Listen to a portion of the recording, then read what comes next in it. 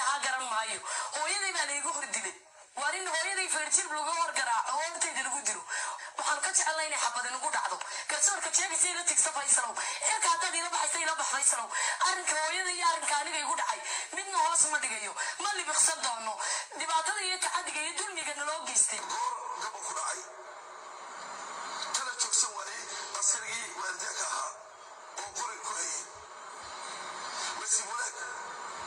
asrigii xabad kugu ridin markii ay istaagtay kadib asrigii wuxuu ku yidhi dib u qaad gaadhiga oo baarka ka dhig iyadoo ka dhaga adagtay inay gaadhigii dhigto baarkinkii uu askariga u cayimay kadibna goobtii kaga degtay naga dhibaatada nagu taala iyo hooyadii farjirka lagu garaacay iyo aniga dhibaatada iyo diinimaha wejigayga loo geystay ayay farayaan inaan hadlo idinkaan waxa shidaalka isku shubanaya idinkoo darajooyin la anigoo inaan yara isu soo kay wadaag taagteen waxa weeyaan inay inta dadka ciidanka tiraadaan dadka soo marka dambe dadka Soomaaliyeed ku shaambadaysaan Soomaaliyeed dulmi baa xuduuda u kala samaysateen oo lahaydeen dulmi baa nagu dhacay nagu dulmi dhacayna garan mayne dulmigii baa anaga maanta nagu dhacay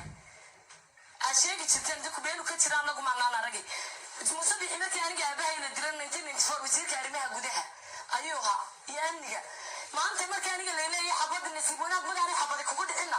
wallaanta u sarreysa ee wadanka madax meel ka sarreysa oo la taagtay ma jirtay Faysal Xiisa daladiisa waxa ka mid ahaa hoodoy laba soo xidhiidhin hoggaanka cabashada war hoggaanka cabashada ilaahay baan ku dhaariyay inta gar qaadaan oo gar islaam qaadaan dadka dhexnoo ahaado hoggaanka cabashada ma janaka ku xigeenka ciidamada ahayd kusimi janaka ciidamada ahayd wadanka ka si janaka aba ka sareeya ku udhi si hoggaanka cabashada sareeya anuu garso baaritaan madax bannaan baarinkayga lagu samayn doona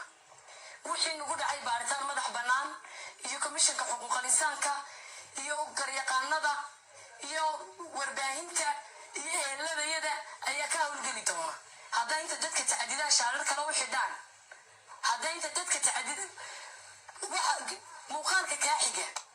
ee aan anigu halkan u soo galo ee maxaan ku dhahdaa waxa iyaga waxba lagaga qaban waayo ee aan bartaa la soo istaago waana warbaadaysaani waxaydan naga filan بسم الله الرحمن الرحيم السلام عليكم ورحمة الله وبركاته خارج شرفت لي من استوديو ذاك جبتنا عاديات بني إسرائيل ولكن على الجامعة ومن راديو مقال عصب عاديات بدو ما عشان تداول شو ذا فيديو قال هذا تاي صاحبنا اللي شوقع ونكاجم هذا اللي نبقول كيف بقول هذا تاي صاحبنا وصوب بيري سودو واخي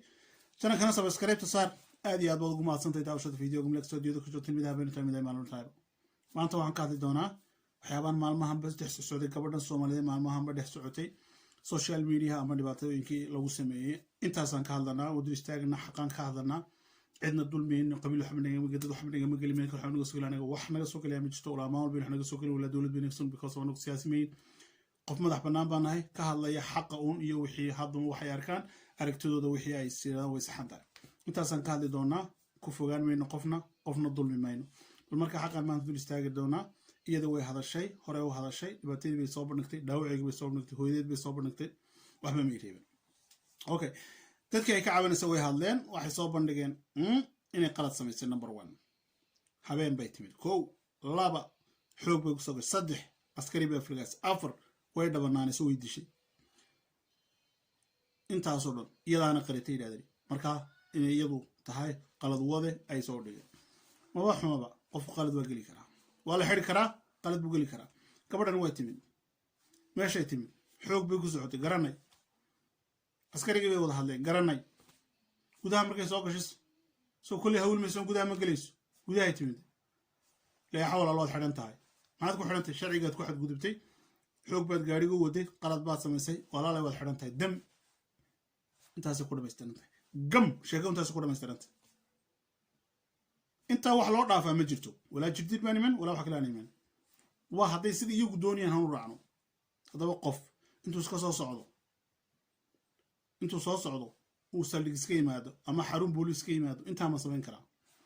anu I can't believe that ma aaminsan uu taamana sameyn karo qofku sabab un baa jirta qofkii sabab uu meesha u yimiday ama habeen ahaato ama duur ahaato ama xilli kale ahaato askartu wax loogu tala galay in bulshada wadeegaan tan buu qofkan u yimiday meesha وبس أفضل فكران إلا كان ماشي شرعي سنة لمريو هدونا قلدنينا وحود باهن هاي لو قبطو إنت هذا كله مسترنت لكن كالي dhulka dhigo inta cun hooyad ku dar xarig ugu dar ha sii deynin habeen iska hayso waxa doonta samee waliba la soo istaag ninkan waa nin garaada ku yaalaan garaada ku yaala sida ka muuqdaan garaadana ma aqaane wayaanu Soomaali baan hay Soomaali uma raqaana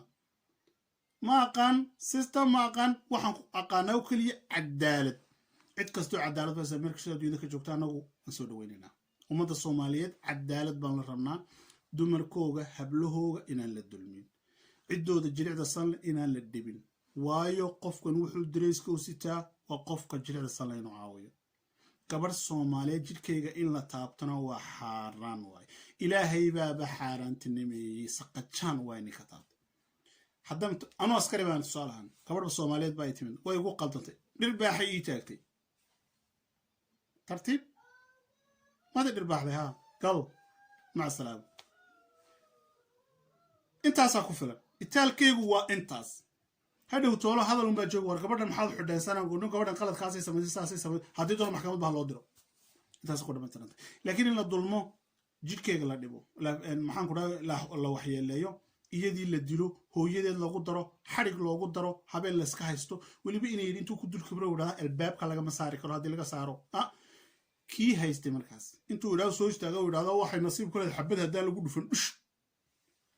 ها حبضوا إننا وحكتنا وحكت الصومالي أكتر حبضوا وحكتها حبض نفط ضد بنان وحنا نجت أكتنا بع خفيفة وصيل دون الله غيره بقص ما أنا ربكم من عمل دلا هذه أدبنا قح معي وحنا صار قرنا حقه إنه هذا بوحنا هاي قف بشرة بني آدم ير دولد منهين قبيل منهين عد كلام منهين صومالي بان هاي عدالة دان الدقة عدالة دان كهلنا ورقبرها الصوماليات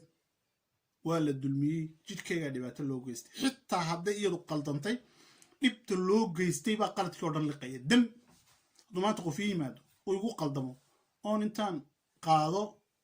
laf kastaba jabiyo xagan ka jaro dhagtan ka jaro oo sanka ka jaro oo afka ka jaro hada tuna ma xalilay ninkan qalad buu ku soo doontay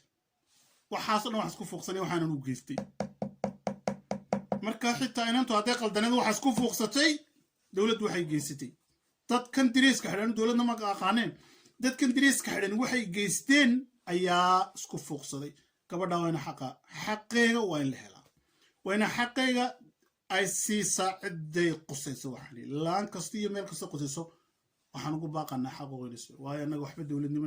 waxba nagama gelin maamul waxba nagama gelin meel xira la isku ooto annagu Soomaali baan nahay Soomaalinimaana deeqda cadaalad baana deeqda walaaltinimaana deeqda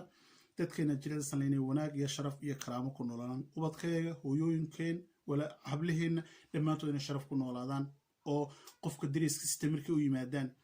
salaanu saaro soo dhawow fadhiiso walaal waxay rabto uu qabto taasan cadaalad u naqaana hadday qaldan tahayna sharcigeega la mariyo bas iyadoo lagu xadgudbin iyadoo wax kale lagu sameyn sharciga ay leedahay la mariyo intaasaan ku baaqanaa iyaduun maaha qof kasta oo Soomaali oo dhiban oo meel uu dhibaato ku haysto wax nagu baaqana cid ay qosaysan dhibta ka qaada ilaahay baa dhib qaada laakiin inay helaan cadaalad iyo sharci ummadda Soomaaliyeed markay burburtay taas ay nagu dhacday laakiin meel kasta wax nagu baaqana maamul kasta wax nagu baaqana dawladda federaalka Soomaali Jubaland Juruland wadalaan waxaan ugu baaqanaa cadaalad in la helo oo qof kasta cadaalad sameeyo oo kale qofna lagu xadgudbin qabiil xambaari mayno maamul goboleed xambaari mayno wax kale xambaari mayno cadaalad baan xambaarsanaa cadaaladna markaan ugu baaqanaa gabadhaasina wayna cadaalad heshaa ummadda Soomaaliyeed meel kasta adduunka ka joogtaan aad bani salaamaya walaalkiin cali jaamac السلام عليكم ورحمة الله وبركاته.